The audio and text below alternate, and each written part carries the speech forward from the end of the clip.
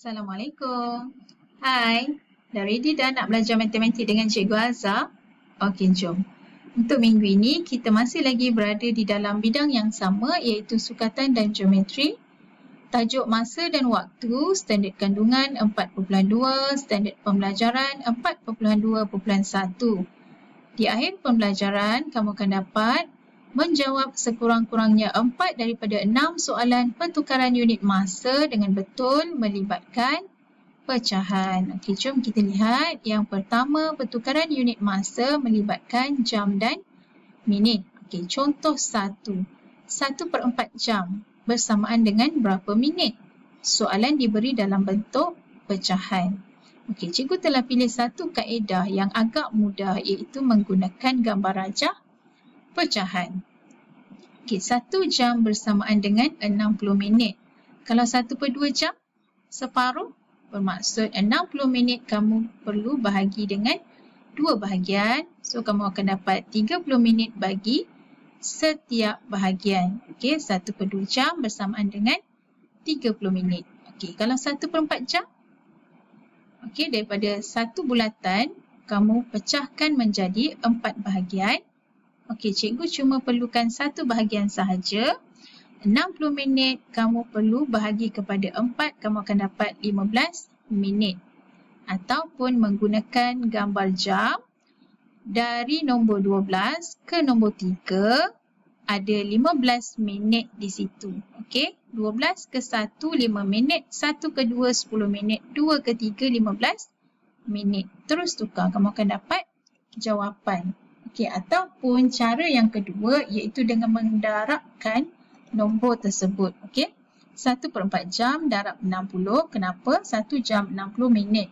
Okey, mansuhkan 4 darab 1, 4. 4 darab 15, 60. So, 1 darab 15 kamu akan dapat 15. Okey, faham? Ataupun cara yang ketiga, okey, 1/4 darab 60. 1 darab 60 sama dengan 60 per dengan 4 bermaksud 60 bagi 4 kamu akan dapat 15 minit. So, ada 3 cara di situ. Cikgu lebih galakkan untuk kamu menggunakan cara yang pertama ya, dengan menghafal gambar rajah pecahan. Agak mudah ya, mudah untuk kamu jawab. Okey, contoh yang kedua diberi dalam bentuk nombor bercampur. 1/4 jam berapa minit? Okey, cikgu gunakan kaedah 1. 1 jam cikgu tukar menjadi 60 minit. 1/4 jam cikgu tukar menjadi 15 minit. So, tambah terus. 60 tambah 15 kamu akan dapat 75 minit. Mudah kan? Okey. Lihat yang kedua. Pertukaran unit masa melibatkan hari dan jam. 1 hari 24 jam. Kalau setengah hari, bermaksud 24 bahagi 2. Okey, kamu akan dapat 12 jam. Terus dapat jawapan. Untuk contoh 1. 1/2 hari sama dengan 12 jam. Okey. Kalau 1/4 hari, okey, daripada 12 jam, kamu belah pula kepada 2 bahagian. Okey, pecahkan. 12 bahagi 2, kamu akan dapat 6 jam. Okey. Kalau 3/4, so, daripada 4 bahagian ini, gerakkan ke kanan 6 jam. Lagi satu bahagian 6 jam. So, kamu akan dapat 3/4 hari bersamaan dengan 18 jam. Tambah saja. 6 tambah 6 tambah 6. Okey, boleh? Okey.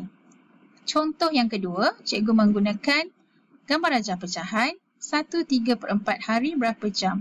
Okey, 1 hari cikgu tukar terus jadi 24 jam.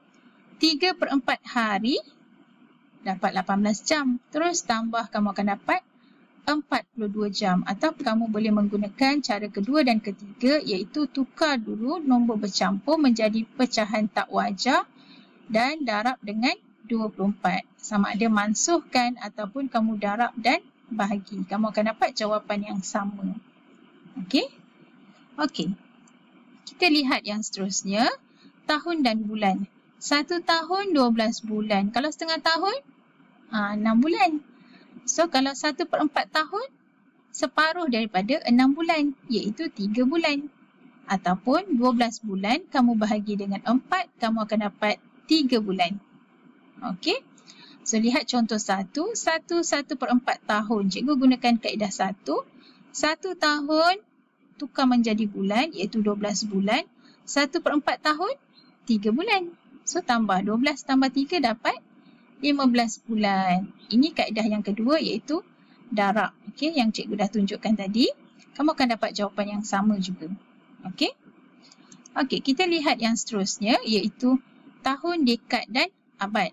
1 dekad 10 tahun. Setengah dekad, separuh daripada 10 kamu akan dapat 5 tahun.